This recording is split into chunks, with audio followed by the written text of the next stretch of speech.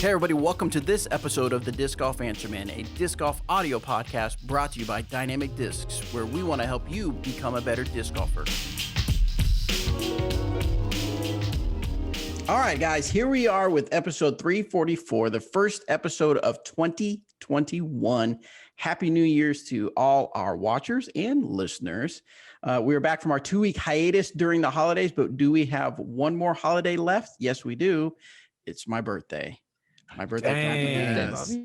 For the winter is always like a stream of holiday food and relaxing, which is Thanksgiving, Christmas, New Year's, and then my birthday. So right in time for your New Year's resolution. Correct. And then it's your birthday. Exactly. That's always how it works when I make these a lot of times my resolution is to be healthier and do healthier things. And then all of a sudden my birthday says, nope. Right. Then your birthday says, I like cake. I like cake, yeah.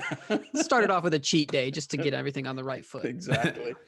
All right, guys. Well, Eric McCabe is out on assignment again. He's out there designing disc golf courses. So Danny is here to help answer questions and has the hot take for this week. Ooh. So that should be interesting. We'll see moderately spicy. Yes, we'll see how that plays Bring out. some milk. Before we get into the questions, before we get into the question, let's talk a little bit about our holidays. Did you guys have a good holiday? Yeah. Shay and I went down to Texas and saw her family. The drive was kind of rough. Yeah. It's normally about 11 hours, but with Owen and having to stop and eat and all that, it was closer to 14. Wow. So that wasn't the most fun. We split it up on the way back, and that was a little bit better, but really good to see them and good to see we hadn't seen Shay's brother and sister-in-law and their kids in quite a while. Yeah. And so good to spend time with them. They're 3 and 11 months or something like that. Cool. So that was fun. Did you end up bringing Owen back with you? We did. Okay, last second. Good. All right, good. Yeah. Good. Last second we were like, we should probably bring him back this time. Should, yeah. He can live on his own some other time. Some other time, yeah. Yeah. He's 3 months right now, so he's almost self-sufficient. Give it a month or two and yeah, he's there. Yeah, he'll ask for the keys to the car and everything. So dude, following up on a conversation from earlier, I won't say who was talking about it or anything like that, but I forgot to tell you guys this. Okay. So Owen was born with a lot of hair, right? I mean, like Shay and I have a lot of hair, so right. But it makes sense. Right. Okay. But somebody told us like, it's all going to fall out and then it'll grow back in new. Okay. That's true. But, it started to fall out as what just looks like male pattern baldness. So really? It started to go here and then it started to creep backwards. And now like almost all of it is gone except for what's in the back right here. So it's almost just like a full, like balding mullet. It's kind of awesome. So anyway, Christmas cards. That should be the Christmas cards for next year. Check it out. We got business in front, party in the back. You shouldn't have taken him to Texas. The Texas just infected him already, and he's got the mullet now. His hair was fine until we went down there. Nice. How about you, Danny? How was your holidays? It was good. I went down a few weeks ago to help with my sister's wedding, and then that was on the 13th. Mm-hmm. And so that's when I got to like see my family and everything. So we just did a Zoom call and sang some songs and stuff like that. It was terrible sounding, but it was a good time to hang out with everybody and see all my family. That's cool. Nice. Well, I got to go out to Colorado. I hung out in Colorado with some friends of mine and just kind of relaxed in a cabin in Idaho Springs, Colorado.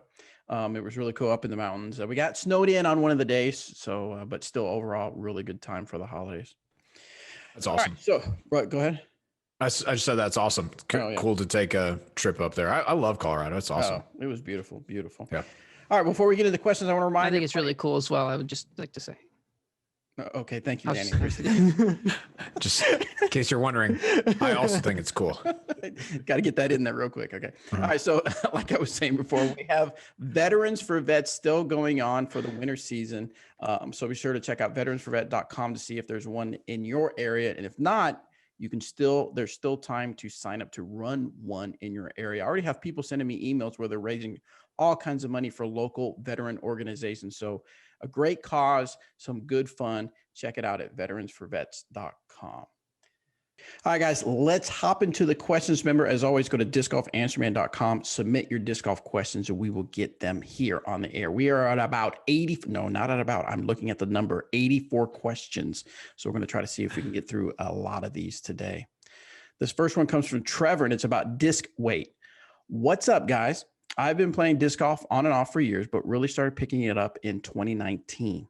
I've done a lot of reading and YouTube watching to learn about form, disc selection, technique, and the like. Thanks, Danny. Oh, that's all he says is thanks, Danny. Okay. One thing I found much of is information on disc weight. So my question is, what does the weight of the disc affect? Is heavier better than lighter? When I'm buying a new disc, should I really worry about the weight, or should I just look for the color I like best? Look for the colors. That's all that matters. Let's see. Also, I live an hour from Alma, Mississippi, and I'm super pumped to play at Eric's course when it's finished. Thanks, guys, and keep it real. Disc weight. Actually, we have a Physics of Flight episode about this. It was with Eric Oakley, where he took some lightweight felons and some max weight felons and threw them side by side to see which one flew better.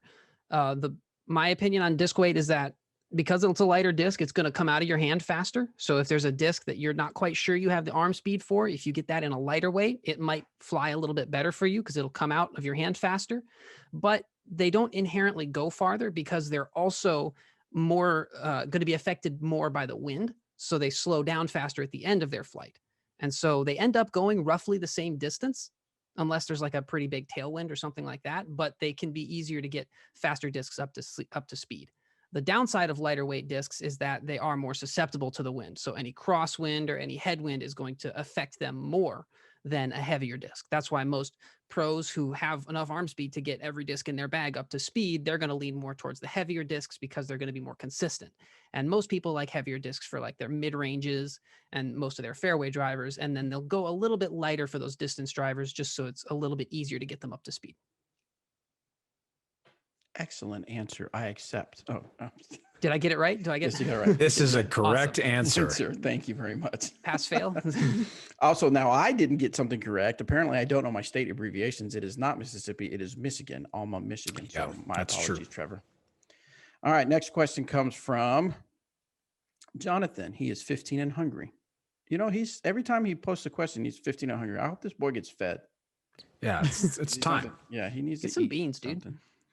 Let's see. Hi, I am 15 and live near Ruidoso, where EMAC came and designed Moon Mountain. I was wondering if he played any courses near Ruidoso or Roswell, where my home course is, and if he has any recommendations. Does anybody want to speak for Eric? I think I do not, but I think Eric answered this, or maybe we talked about it, or so. I can't remember. I can't remember. Sometimes these questions actually come in twice. I don't know if people submit them twice. Or so please don't do that anymore. If we don't get to your question quickly, it's just because we have a lot of questions. So yeah. Paul King, lightweight discs win and age. I think we've done this one too. Did they not get deleted last time, or did they come? They're zombie questions. This is from November 11th. I'm going to start from the back. Ooh. You're going to start from the most recent? Yes. Okay, we're doing it. Hang on tight. Everyone hang on. Ooh, here we go. If you asked a question a couple months ago, guaranteed you're never going to hear it. I think people are submitting stuff twice because that sounds like it isn't getting answered or something. That is okay. Anyway, well, everybody, if you thought 2021 was going to be crazy, this is proof. It is crazy. Oh my goodness. This one is. We're going to go the other way. Right. Brad, he says starting over lefty. Also, is Robert really this nice? Meh. Depends on who you ask. Right.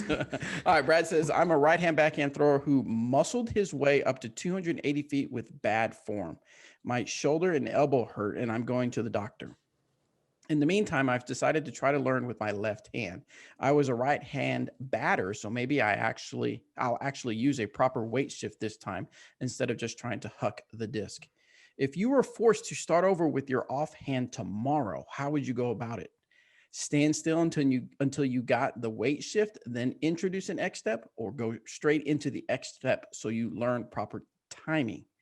Danny always says you can't unintentionally forget how to walk. You can't just start over. But this feels like an opportunity. How do I avoid bad habits becoming muscle memory? Keep keeping it real. P.S. I watched Big Flicks and the Hair play Rocket League, and Robert is the nicest teammate ever. All praise, no criticism. Total sweetheart. Even when I accidentally scored on Robert in our own goal, it was a dirty Hammered goal. it over me. Perfectly in the corner, placed just Oh yeah, picture nobody's perfect. saving that. Our own goal. Yeah. Also, We had a good time. I will say I do enjoy getting to play Rocket League with Danny and Anthony, and yeah, it's just fun, man. I Always a have good fun. Also, just since we're on the subject, we might tell people about you being on the Disc Golf Network, correct? Oh yeah. Yeah. We're gonna do tomorrow night. I guess by the time you hear this, it'll be tonight. Tuesday, January 5th. Yep. January 5th. Yep. We're going to be live on the Gaming with Golfers, I think is what the Disc Golf Pro Tour calls it.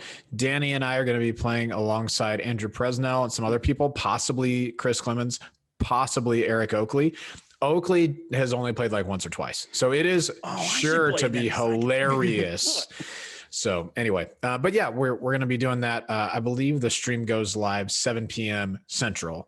Nice. So yeah, check it out on, I think it's just on the Disc Golf Network, but Danny and I will 100% be hitting all the best shots, never making mistakes. Cause that's just what we do. We don't miss the ball often. The only reason we're platinum ranked is because of Smurfs. Otherwise we'd be GM or GC, whatever. Yes, I have a feeling if it wasn't for disc golf, you would be making a living off just playing Rocket League. That's how good you guys are. I'm good enough easily. Yeah. Right. Definitely. Mechanical ability, 10, teammate niceness, 10. So, I mean, what can you really, level, in fact, what else can you really say? All right. So back to his question. So he's wanting to go lefty while his shoulder and elbow are recovering. What would you do? How would you do it? How would you go about it if you had to play with your offhand? So let me just start, because I know Danny has a lot of good things to say here. I'm going to say one thing that when you're talking about like when you're learning to walk, you don't just forget how to walk. That's true. Even when you're throwing with your offhand, it can feel extremely foreign, like super duper foreign. But I promise you, every person who learns to throw with their offhand starts by mimicking their other hand. Every person. So when you get to the front of the tee box, like, I'm going to back away from my mic for a sec, but I think about, all right, I'm going to pull like this. Okay. So then I try and mimic that with this side. And one of the problems is if your form is bad on the right side, then what you're learning is the opposite of that on the side that's foreign to you. And so, yes, it is kind of starting over. But it's unlikely that your left-hand form is going to be so much cleaner than your right if your right-hand form is pretty, trying to muscle through too much already. So that's all I have to say about it. Danny, take it away. I feel like you'll have some good things to say. I don't have a lot of experience with this because the 3 times ever that I've thrown a backhand with my left hand, my elbow has screamed at me because it hurts, because I don't do anything with my left hand. It's pretty much just a useless slab of arm meat hanging from my shoulder. But if I were learning how to throw again, or if I were teaching someone, I would start with a 1-step drill, which is where you start with the disc in front of you and your feet together, and then you take a step as you reach back, and then you still get the timing and the weight shift and everything as you throw. And that kind of combines the best of both worlds from a standstill and an X step, because it teaches you the weight shift that you'll need for the X step and how everything's supposed to feel without overcomplicating things, which is why most people would throw from a standstill. But yeah, that's kind of the only suggestion that I have as far as technique, just because I've never done it and I've never really known many people who've done it successfully. But I mean, I believe it's possible. So good luck. Yeah, I've tried it before, because when I first started playing, I was so frustrated at throwing forehands. I was like, it has to be easier to learn to throw left-handed. It has to be. And so I tried. I threw a medium understable fairway driver, 280 max. Absolute max, full pull, full flex, hammered it. And even then it's even a mediocre forehand is better than that for me. And so if you are learning to throw with your opposite hand, Godspeed to you. I hope it goes great, but it is very difficult. You will struggle.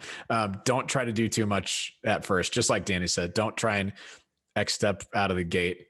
Just get the basic mechanics down and have fun. That's all you can really do. You know who's actually got a pretty solid lefty backhand is Tina Oakley. Dude, yes, that's true. She throws it pretty well. Mm-hmm. Do you guys, if I say the Spock hand signal, do you know what I'm talking about? Hopefully our listeners, can you do this with both hands? Wait, separate them. Okay, so this. Ah, my left hand is broke. you just saw my brain malfunction live. And the audio listeners, it's just awkward silence for like a couple seconds. A bunch of laughing. All right, let's move on to the next question from KG. What up, DeGam fam? Small fam. DeGam small fam. Big fan of your podcast. My question is about tacos, as stated in the question subject. Just kidding. Oh man, I want to answer questions about tacos. We haven't had a taco We can question talk about in a minute. tacos anyway. I have a question about plastic stability. I'm making the switch to dynamic discs, and I don't know much about the plastics. I have seen Danny's video on the plastics before, but I don't know how much about the plastic stability. I don't know much about the plastic stability. What I mean is different plastics tend to have different stabilities. If possible, I would like to hear your thoughts on different stabilities for different plastics. Also, I would like to get 2 bounties and would like to know which plastic would give it a straighter flight and which would give it more overstability. Thanks for what you do and keep it real. He says he's seen your video on plastics, but sounds like, don't you answer that question pretty thorough in your plastic video, Danny? I think I talk about them like it's going to tend to be a little more overstable, a little more understable. I mention it at least for every plastic. Yeah. That it pertains to anyway. Right. But I think he wants like a ranking or something like that. Yeah, I don't Right. know. Let's we go can for it. Go ahead. we can do that. I mean, that's easy enough. The most overstable plastic that we're going to have almost across the board is Lucid X or Opto X or VIPX. It's engineered to be stiffer and more overstable. That's what it's made for. Next down from there is usually either a Moonshine or a Lucid.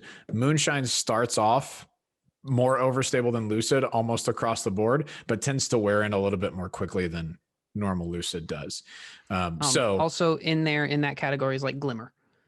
Oh, yeah. Thank you. And Chameleon. Yes. Yeah. Those usually are a bit more overstable than Lucid. So I would say like VIPX, Lucid X, Opto X first, Chameleon, Glimmer, usually right underneath that, pretty darn close. Then in kind of a similar category, Moonshine and Lucid go together. Fusion is usually a similar stability to Lucid out of the box, sometimes a little more overstable, sometimes a little more understable. But the difference you'll find between those two is Fusion will work in a little bit more quickly than Lucid does. Not crazy, but just a little bit. From there, you go to Biofusion. Biofusion is still a premium plastic, but if you say you're trying to get a Defender to be straight or even understable, getting a Bio Defender is a great way to go because they're the easiest to work in. And then from there down to your base plastics. Classic hard, classic medium, classic soft. Same for BT and Zero. And then Prime is the least overstable plastic. Out of the box, it can be somewhat overstable, but it works in really quickly, and that's what it's intended to do. So there. Yep. Biofusion has some of the most grip of the premium plastics though. So I lean towards Biofusion. It's probably my favorite. Yeah, they feel great, no doubt. So he's looking to get some the bounties. Yeah. So it looks like right now we have a Prime Burst in bounty, a Lucid bounty, and a Fusion bounty. So which one would fly the straightest? So out of the box, the Lucid is going to be slightly more overstable than the Fusion, only a little bit though. For me, the Lucid, it doesn't really have finish to it, not left finish. It just doesn't turn quite as much as the Fusion does, but neither like turns and burns. It's just kind of smooth. So the absolute straightest one for me was the Lucid one, but the one I carry in my bag is a Fusion because I want it to turn a little bit more. So that's what I use. Yep. And he said what if he wants one to be kind of overstable, there's not really going to be an overstable bounty. You might check out something like a mace, kind of has a similar feel. Yeah. Maybe like an anchor or a bard is going to be like an overstable bounty, but the bounty is really never going to have a strong left finish to it. Yeah. All right. Next one comes from Jackson. He says, I'm a Discraft loyalist, but he says not on purpose. Jackson, I'd like to on accident. Yeah, I'd like to further understand what you mean by not on purpose. Just out of curiosity. He says, except for the felon, which I can throw about 330 feet reliably. You guys are funny, so I want to throw more trilogy. Well, that's what we go for. So we're the funny guys. Throw our stuff. We're funny. No. Dude, nice finger guns. That's how you know that you're funny. Is if you...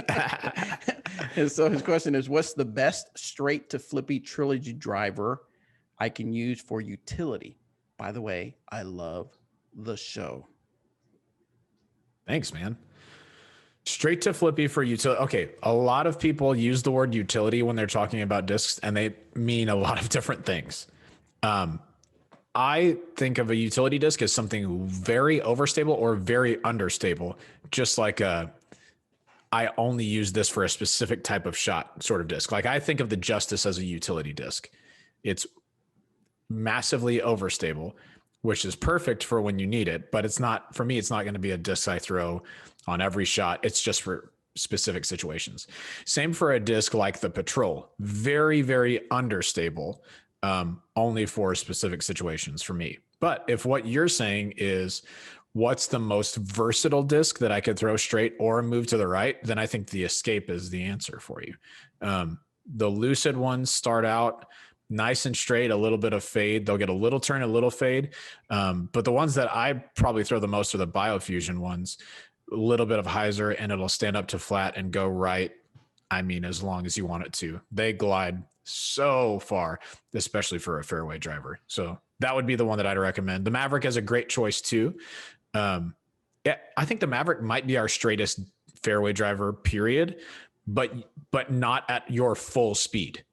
If you try and hammer a Maverick, it won't go straight. But if you throw it like nice and smooth, 80%, it'll just go on a line, super duper straight. Yep. I think he said driver, so don't really know it's fairway driver or distance driver. I heard fairway drivers. So you go distance driver. Yeah, I mean, those are both great drivers, and the Escape thinks it's a distance driver. We just haven't told it yet, so it goes plenty far. Don't say anything. Don't say it might be listening. Shoot, okay. But if you want a distance driver to kind of cover that straight to flippy line, the Sheriff is a good driver for that. But other than that, yeah, everything Robert said. Yeah, my bad. I'm hearing things. Still technically drivers. I'm still thinking about how I can fix my hands to do that. A Trespass is also good, just a little bit more stable, just a little bit more left finish. But he said straight to flippy, so that's why I think Sheriff. But good. Excellent. All right. Well, we got a new product, guys. The Marksman Lite, and Anthony's here to give his review and teach you more about why you need the Marksman Lite.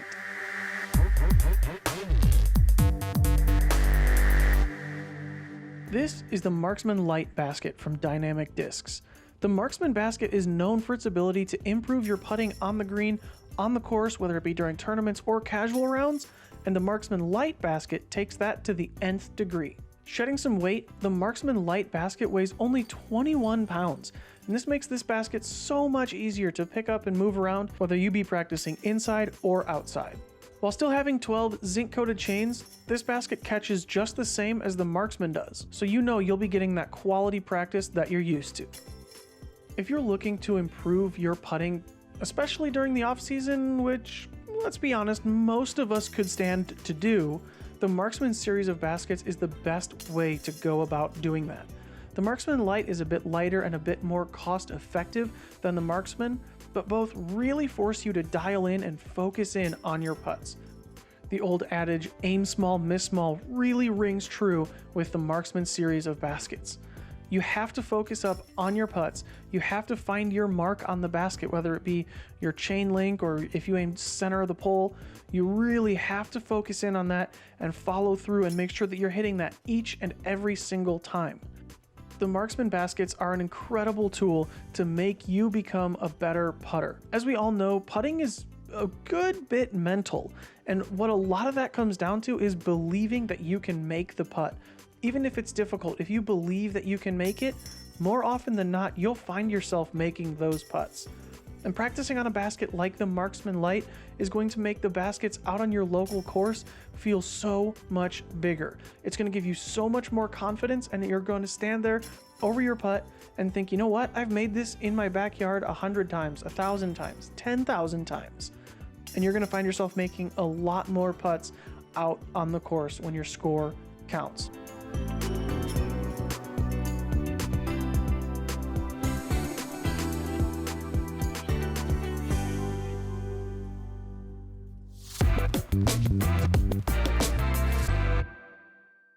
All right, good stuff from Anthony. I believe we have some Marksman Lite still on the website. I know that's kind of a thing to keep his product in stock. And just so you know, if you're listening, yes, we do. I can see right now it's on the website. If you are a listener and you are wondering why your favorite disc is out of stock, just know we are working hard to make sure we can get those here for you and added to the website and out to your favorite disc golf shop. And if you follow us on Facebook, today we put out our production priority list for 2021. So you can see if you've got your favorite disc and it's the guard and you're wondering like, hey, what plastics am I going to see that in this year? Check out the list. We've got it for you. It's in a nice grid, a nice picture. Same. All right. Next question comes from John Mark, and he wants to know about added cash. How does added cash work? Does it all go to first place? Is it split similar like regular payouts? Is it up to the TD? What is the best way to handle added cash that will get more open players to enter a tournament? Yeah, good question. I've never been at a tournament where all of the added cash went to first place. I would have been upset if I was at that tournament because I probably didn't win that tournament. Just statistically. But how added cash usually works is, let's say it's 1,000 added cash. Sometimes, most of the time that is split either between MPO and FPO or split between all pro divisions. And what most people do will take that and split it based on the number of players in each division. So if, for instance, they're just doing MPO and FPO, there are 20 players in MPO and 10 in FPO, then they would take 2/3 of the money and put it in MPO, 1/3 and put it in FPO. And then that just changes the total purse for that division. And then you would just distribute it normally as you would. So some people do that by percentages, like first place gets 30% of the overall pot, second place gets 20% or whatever those percentages are. But that's how people usually do it. To get people to come to your event is just to say there's more added cash or a guaranteed amount that's going to be in one particular field. Yeah, I mean, if I hear a tournament has 10,000 added cash and it's 2 hours from me, I'm playing that tournament. I more than likely will not win because that tends to draw in really good players. But gosh, even like 10th place at those events usually is pretty good. So that's a good way to draw some people in. What do you think, Danny? I just pulled up the rules. Competition Manual 1.10 is distribution of prizes, and C talks about added cash. It says the required added cash for a tier level must be allocated across all pro divisions based on the percentage of entry fees bought into the overall portion of the event by each division. Then above added cash can be allocated at the TD's discretion. So in order to have an event that's above a C tier, like a B tier and A tier, there's a minimum requirement of added cash. That added cash has to be distributed according to the way the PDGA decides. But then any over that, the TD can distribute it however they want. Right. So if I remember correctly, Bobby, when we had our last trivia, I think it's 750 now for B tiers added. So that 750 has to be distributed equally based on entry fees. Now, I think it's interesting that they said entry fees and not registrants, because if the MPO field is paying $200 to play the event and the Masters field is paying $100, then if they have the same amount of entrants in the event, the MPO is going to get twice that added cash because that it's a percentage of entry fees, not registrants to the event. I didn't know that until just now. So that's a good one to know. What qualifies added cash? What qualifies that cash to be quote unquote added cash? Right. So it's anything. So yeah, it's anything above and beyond what just entry fees would be. So for that 750 at a B tier, that's required. So if 10 people play and they're all paying $100, then you've got $1,000 pot. That means that for a B tier, it would have to be 1750 for the total pot.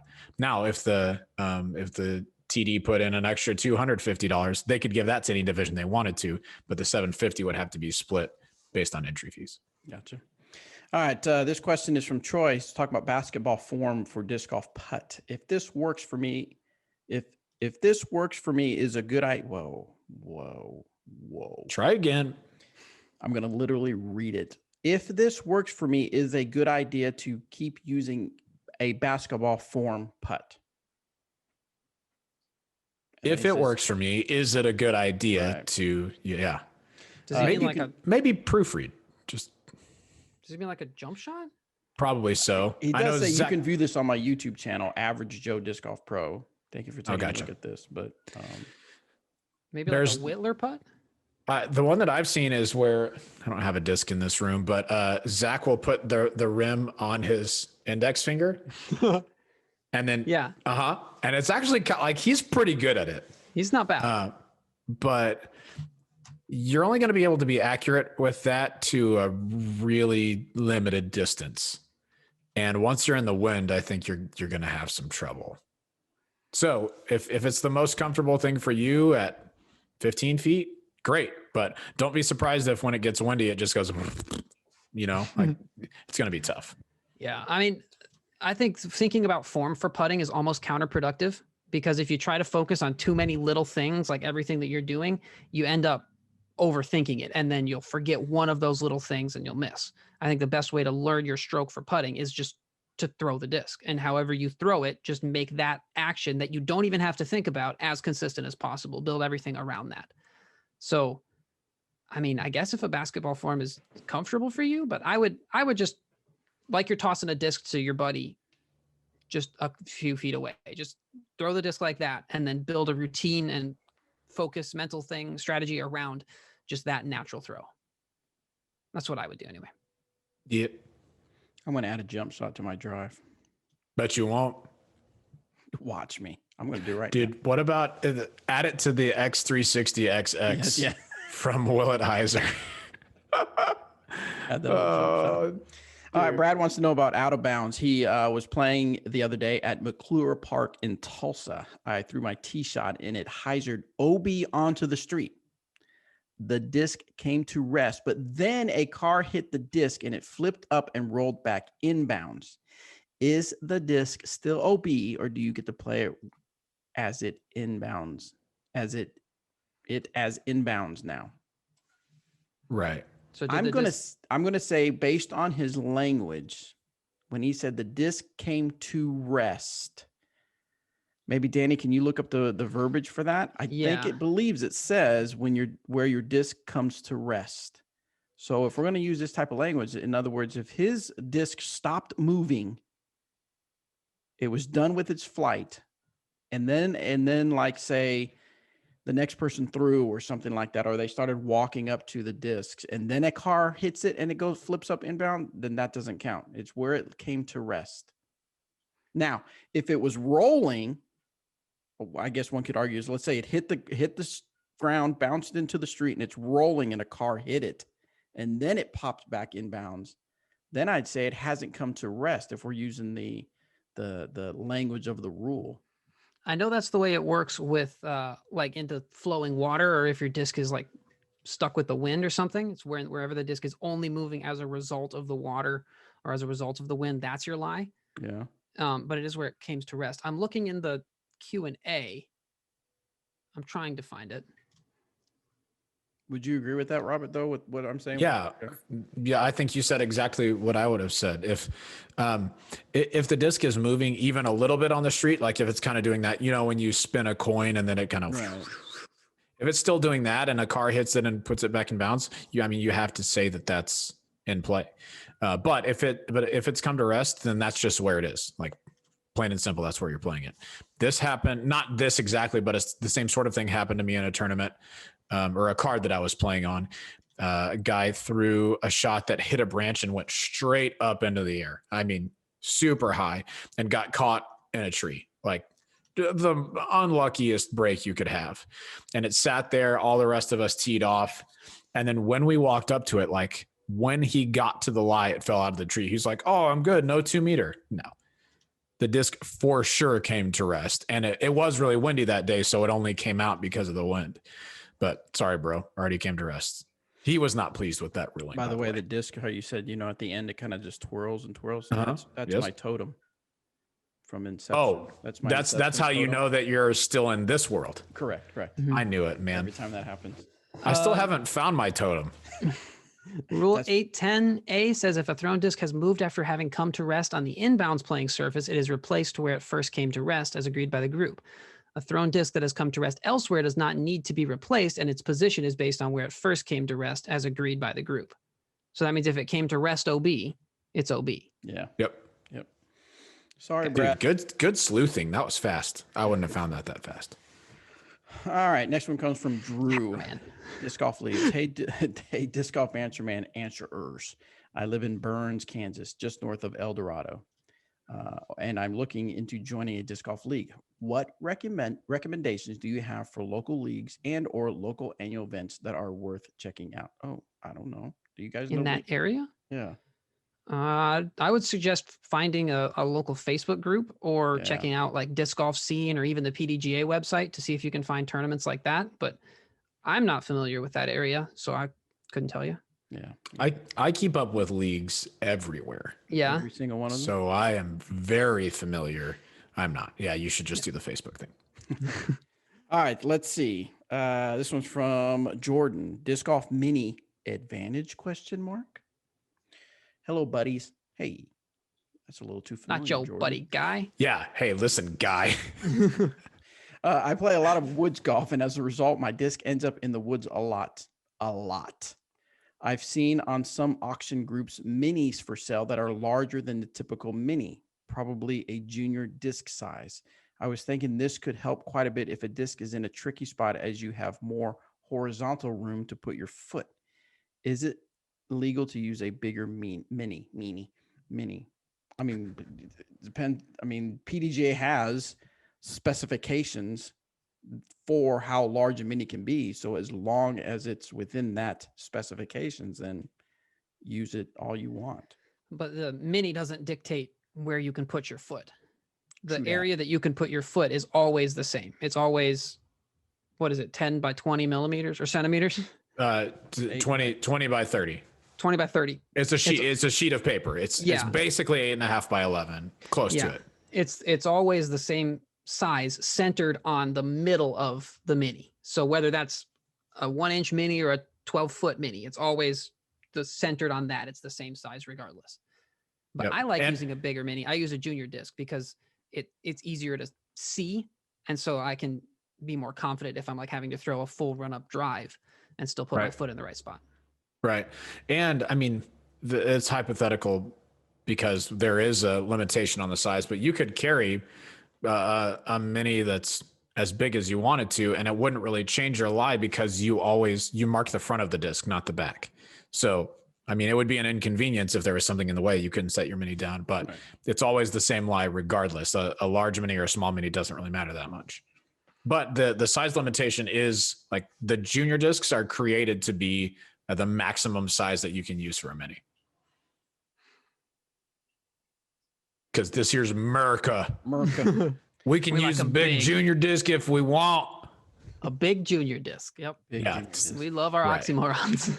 Yeah, jumbo shrimp. All right, let's see. This one's kind of an etiquette, but not an etiquette, a hot take. Probably the wrong people to ask about etiquette. Right. Yeah. Wait. Just to be fair, we cannot take etiquette questions. No etiquette questions, please. This one's from Rock. All right. He says, when playing casual with strangers, it is a gross breach of etiquette to A, play music that can be heard by other players, or B, ask other players, is it okay to play music? I believe that most people would rather be able to hear nature and partake in conversations. The person who asks if it's okay to play music puts everyone else in an awkward position as they expect that the rest of the group won't object. So if someone does object, that person now seems to be the difficult / unfriendly. In reality, the person who brings music to play aloud is the inconsiderate one. I don't feel quite this strongly, but a hot take needs an opinion. Enjoy. Is So, this the Rock from Australia? Wasn't that his name? Rock. Roberge? I don't think it's the same. The one from Australia was ROKK. This guy okay. is No, yeah, ROCK. ROCK in the USA. Okay, I had to get that out there. Sorry. That's We're an getting actual claimed song. now. That We're is an getting actual claimed. song. EMCA, man. Content ID. Coming We're for dead. us. What was that thing with who is it? Ninja and DMCA. I saw somebody talking Twitch about it. people started realizing that people were playing copyrighted stuff on Twitch, and so they said, "I'll have your money, please." Wow. And then they had to delete everything. Mhm. Crazy. Okay, so music on the course. Let's just go around the horn here quick. Danny, if someone has a Bluetooth speaker and they're playing music on another card and you can hear the music, is that music too loud? Is that the hot take? Personal. I thought this was on Wait, your card. wait. Hold on. No, I want. But he said that other people on your card can hear it as well. Other people besides the person playing the music. I don't think he said another card. Yeah. It's like within your group. was somebody's worded like, weird, "Oh, you guys but- mind if I play Okay. music?" That's fair. Yeah. It depends. If it's a scored round, like a tags round, obviously it's not allowed in a tournament, but if it's a scored round, I would rather not. But if we're just out tossing, I don't care. The one time this has bit me though is, Harold here at Emporia, he plays music sometimes. And every time it was my turn to throw, it switched to an ad on Spotify. And it was always like in the middle of my reach back, right as I'm trying to throw, it'd be like, "Have you tried our new paper towels?" Like right in the middle of my throw. What have you? It was in my head. I haven't. No, I But have did no you try interest them, in their though? paper towels? But yeah, a casual round, if we're just chilling, I don't really care. But if we're keeping score, we're playing for something, I would probably rather no music. I'm kind of the same way. Casually, yeah, do whatever. It doesn't matter. And even for a tags round for me, that's fine. That's for me at least casual enough. Tournament, yeah, that's an easy answer.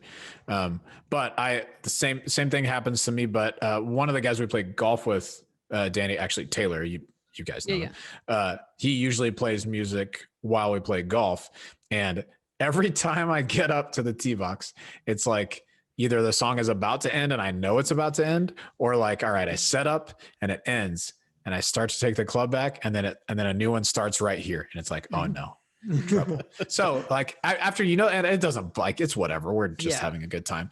But if you know that's coming, you wait on it.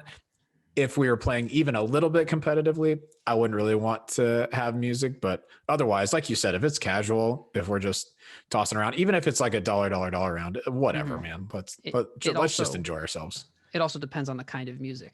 Cause like, I like Harold's music. I'm down for that in tags, but like somebody I don't know, maybe not, who knows? That's what I was going to say. It's a major breach of etiquette if it's music I do not like. So. If you've chosen bad music, then definitely I don't want to hear it. Yeah. I agree with you like playing some jams. Oh, I love jams. Bobby's music all the time. I'm down with that. Yes. Yeah, it slaps. I do. If you could just follow me around in my tournaments with like a big speaker, I'm down. I can't do anything about it, guys. Sorry. I do agree with him though, that the person that asks is almost as if like, is someone really going to say no? Right. I get It's it. assuming. It's courteous, but I mean, as soon as someone says, "No, I'd rather you not," then you're kind of the guy that's like, "Oh, great. This guy doesn't want to listen to music. Screw this guy. He sucks." Yeah. So I agree with that. That puts you in an awkward position. So you just don't ever ask. You just start playing. Basically. Correct. That's the more courteous thing to do. Just to play it. Why would I want to put you in an awkward position? Look, I don't want to make you feel awkward. So I'm just going to go ahead and play my music. I'll just go ahead and start. You're welcome. Yeah. All right. Let's see. Now let's move on to Danny, who has a disc golf tip for everyone. And with this being the winter months, he is going to help you practice putting inside because nobody likes to play outside in the cold. Having a solid putting game is crucial to having a well-rounded disc golf game, and if you've got the space, why not do it inside when it's cold out? These are some things you might want to know before you jump in, though. One of the biggest temptations when practicing putting is just to throw as many putts as possible and try to make one after the other. This is even more tempting inside. It's satisfying, but not exactly good practice for on the course. Throwing putts in quick succession is great for practicing your muscle memory and getting the feel of your stroke down, but the best way to practice on the course is to focus on quality over quantity. I talk about this a lot, but I can't tell you how much it helps to put down a mini and reset after every putt while practicing. I'll go through my whole routine before every putt, stepping back after each one just so I can reset. I certainly won't get as many putts in as if I had just rapid fired them, but going through that routine will help those putts count on the course. Another temptation when practicing putting is trying to make super long putts. It's fun jamming 35, 40 footers, but if the majority of your putts are that far away on the course, you should probably work on upshots. My rule of thumb is to work on where you can make at least 80% of your putts. I'll usually start around 10 or 15 feet with 5 putters and putt until I make 5 out of 5s a few times and I haven't gotten 3 or fewer in a few rounds. Then I'll take a big step back to around 17 feet and do it again. Eventually, I'm making 80-90% of my putts from 20 or 25 feet. I don't like to move much past 25, 27 feet, especially indoors, because beyond that, you have to account for the wind much more. And jump putts are something I only practice 10 or so at a time, mostly because if my putt feels confident at 25 feet, the same stroke plus a jump will usually go in at around 40. So that's my best advice for improving your putting game this winter. Putting is hard, but building your confidence close to the basket and feeling at home in your routine can help transfer your practice consistency to the course. A solid winter spent inside jamming putts can definitely add more than a few points to your rating. Thanks for watching, and remember to subscribe to Disc Golf Audio and Dynamic Discs for more tips on how to become a better disc golfer.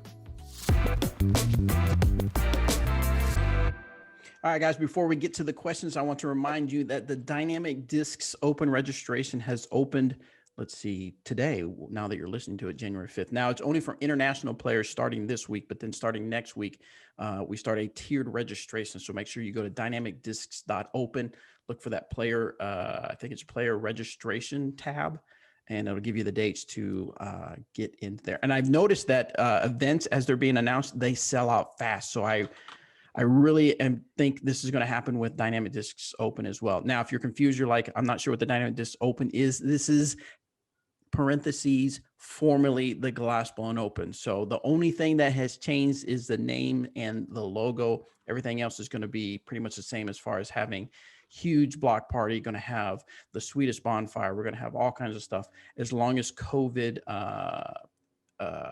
safety precautions are in place, or whatever we have to do for as far as COVID. But we plan to have a really good time with all our disc golf friends come late April. So make sure you check that out. Quick clarification. You said dynamicdiscs.open. It's dynamicdiscsopen.com. I did, didn't I? Yep. Sorry. Because I was like, oh, I didn't know he came up with that. And then I searched it. It wasn't that. So. Yeah. Sorry. My bad. Dynamicdiscsopen.com. Showing. Talk about when I type, you know how in Google on the search, it'll automatically like fill in previous ones. Do you know how many times since we changed that to Dynamic Discs Open, I've wanted to go to dynamicdisc.com and it was open because I just automatically just hit arrow open because I think it's going to autofill anyway. Every time. So back to the questions. This one's from Kevin. This is on nose angle when putting. Hey guys, what nose angle should I be shooting for when putting and why? I am a spush putter, but would be curious to hear for other styles as well. Does the answer change at different distances from the basket or with wind conditions? Thanks and happy holidays. You got this, Robert. Yeah, I'm a spush putter, a hybrid putter. I like the nose to be pretty neutral on my putts. If anything, I want to err on the side of nose up unless I'm putting into a headwind. For people who are more pitch putters or I think having the nose down for them makes a little bit more sense because they're using a lot more of the kind of the arc of the flight, like tossing a weight instead of throwing a Frisbee. And spin putters, it makes sense for them to have the nose up a little bit more once again, unless they're putting into a super headwind. But yeah, so that the disc will kind of just stay where you started. That's how I feel about a hybrid putt. I'm going to have a little bit more arc than than a spin putt, but not so much as just a straight pitch putt or push putt. So I like to get it pretty much as neutral as I can. If I'm going to err on a side, I'll err on the side of nose up. But that's just what I like to do. How would you change your nose angle if you're like, oh shoot, I'm a push putter and I've been throwing it nose up, and that's why it's been fading out early? How do I change that? Right. Good question. For me, I'm not sure that this is the best way to do it, but it's just the way that has always worked for me is, all right, I've got an ingrained putting motion, right? It feels the same every single time I do it. And mine used to be nose down. It was always nose down. So what I started to do was, even when I was lining my putt up, I would just start with physically looking at the nose up. That made a big difference. Is instead of holding it like wrist kind of pushed down, I would start with it a little bit nose up. And even if you have to exaggerate that, it's going to feel really awkward. But once you do it a few times, you'll start to notice that what feels like a terrible exaggeration is only going to be a few degrees of difference on the nose angle. The same goes for if you're always too nose up. Think about keeping the putter more kind of in line with your forearm, or the edge in line with your forearm, instead of having your wrist kind of cocked backwards, I guess. It's different for different people, but I would say instead of trying to do something in the motion, do something in the setup, and then your motion will kind of follow. Yeah, Ricky said in a putting clinic one time that the angle you bring the disc down on in your backswing, or back in the case of a spin putt, is close to the angle that you're going to throw it on. So if you always putt on too much hyzer, bring it back or down on a little bit less, on a little bit more of an anhyzer, and that'll help. Yeah. When I'm putting into a right to left crosswind, and I'm a hyzer putter, right to left is my worst wind, because it's so easy for me to just lift it way over the basket, and then I'm furious, probably three putting, possibly worse. So one of the ways to combat that is to throw the disc as flat as you can, or on even a little bit of anhyzer to kind of fight the wind, have the wind kind of shear it down. But in order for me to get that sort of anhyzer, a subtle anhyzer, it feels to me like I'm holding the disc almost like vertically on anhyzer. Yeah, that's what it feels like. And then when I bring it back and get into my normal motion, it just comes out on a little bit of anhyzer. So if you're going to make a change, a nose angle change, it'll have to feel like you're making a much bigger change than you actually are. That's been my experience. And then he talked about, does that change farther away? As a spin putter, my nose angle doesn't really change. I kind of just play for how far away I am in the flight. But as a push putter, I would think that at some point you'd have to throw the disc so incredibly high if you're having a nose down angle to get it there, that you would have to change your nose angle. Or you see someone like Nico almost go to like more of a spin putt farther away from the basket. Right. So your mileage may vary. Sorry, I was distracted by Tracer. Just doing the thing. She's making herself at home up there. Okay, so I was scouring the internet, and I noticed that on PDGA they had an article on the last day of 2020 called "The People's Choice: Top Disc Golf Moments of 2020." So I thought it'd be kind of interesting to talk about that. I'm sure I don't know if you guys got that pulled up or not. I can in just a second. Yeah. Okay. So looks like one of the moments was Kevin Jones goes big. I don't know if you guys saw the video where KJ has an ace as he slips and nearly breaks. He didn't break anything, right? No, he was fine. He played, but it's a pretty crazy. I wish we were able to show it here on the YouTube for the YouTube people, but make sure you look up let's see, Kevin Jones, probably just Kevin Jones ace, and I'm sure it would probably pull up somewhere on YouTube. Yeah. But he nearly falls. And what hole was it at? Do you guys remember? It was at Maple Hill. Hole 16. Yeah. So a pretty challenging hole in itself. And then he goes and trips and falls and aces it, which was pretty amazing. Another top moment. It's an unbelievable ace too. Oh yeah. Like just so stupid. It's like 500 something feet dead straight. By a 530 tunnel downhill, and like less than a quarter of the pro field birdies that hole, and he just rang it up. So there you go. What a baller. And then he goes on and wins the Disc Golf Pro Tour. So that's pretty crazy that he went on to do that. That was another moment selected by the people. Another one was Haley King gets crowned the 2020 Disc Golf Pro Tour Championship Of course, this kind of solidified her as a person to reckon with when it comes to the Pro Tour. She didn't make any changes for 2021, right? She's still Discraft, and I'm sure we'll see some big things from her in 2021, which would be really cool. She's good. She's got like some top tier backhand form, and her forehand is really solid as well. So soon as she starts getting on it and getting out there, she's going to start making some waves for sure. Yeah, I guess she has been. Hasn't seen much of what she's got going on social media or something like that, but I'm sure she'll be out touring full time next year, and I'm sure we'll see her names at the top of the scoreboards quite a bit for 2021. Disc golf gets the TV treatment. So of course we had the disc golf or the Dynamic Discs Open when it was not the formerly GBO, but it was its own little event that we teamed up with Disc Golf Pro Tour to have on CBS Sports Network. So that was a big deal. And then of course, Disc Golf Pro Tour Championship was aired on ESPN2, which actually, from what I understand, now CBS Sports Network, they didn't give us any of the analytics, right? No, so we don't know how it ranked among the other shows that are on the sports network, but ESPN2 shared it with us, and it was ranked pretty high when it came to other sports shows that were on there, which was pretty cool. Yep. Which made a lot of noise. So yeah, I don't know. Was there any other moments in here that you guys thought was pretty cool that they pointed out?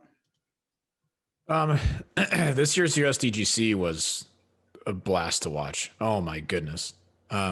Chris Dickerson crushed it through the first few rounds and kind of got to coast to victory a little bit. He had some struggles in the last round.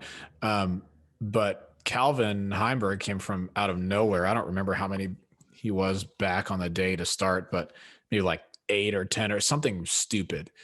And was on track. And if you're on this People's Choice Top Disc Golf Moments, you can see the putt that he hit the front of the basket and it rolled out of bounds on the island, where then he has to re-putt. He doesn't get to go to where it went out of bounds, and he's quite a ways away. That ended the tournament, or that ended his shot at the win. It's just like USDGC is one of my favorite tournaments to watch for that, and we got another hole 17 finish out of it, which was really cool. It's about time Dickerson won a major. He's so good. Dude, both of those guys, I think I posted about this on Facebook after, but both of those guys that were vying for the win, Calvin and Chris, like in my mind, they're multiple major winners. You have not seen the last major for either of them. They're both unbelievable players. And they're really only getting better at this point, which is pretty scary. Nice. Those are the guys that if they show up to an added cash tournament, like we were talking about, you just leave. Or say, hey, you take first. I'll take second or third or whatever.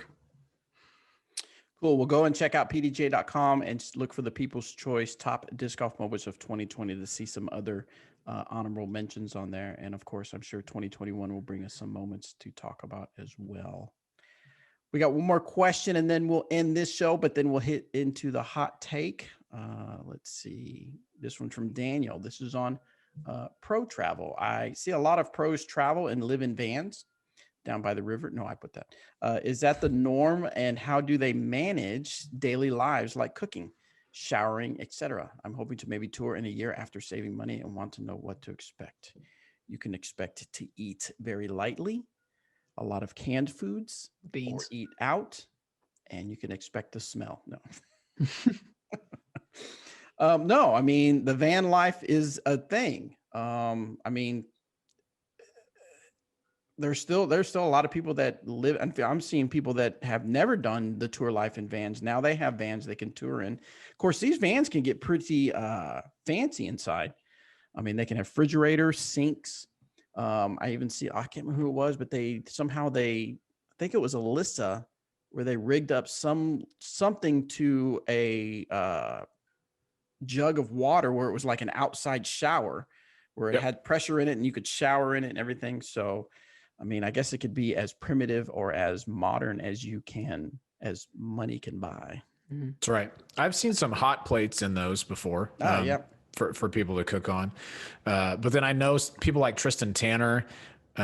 He does Planet Fitness, I believe. has a membership there, and there's usually wherever they go, there's one of those in town, or at least something close enough that he can go and shower and all that. So I know that that's at least one of the ways that they do that. Also, a lot of touring pros are genuinely like fantastic people, and they just have friends at these tournaments. That could be like a deciding factor if they're going to go to a specific event, and they could just stay with people that they've stayed with before or friends that they've made. So yeah, that's what some people do as well. Yeah.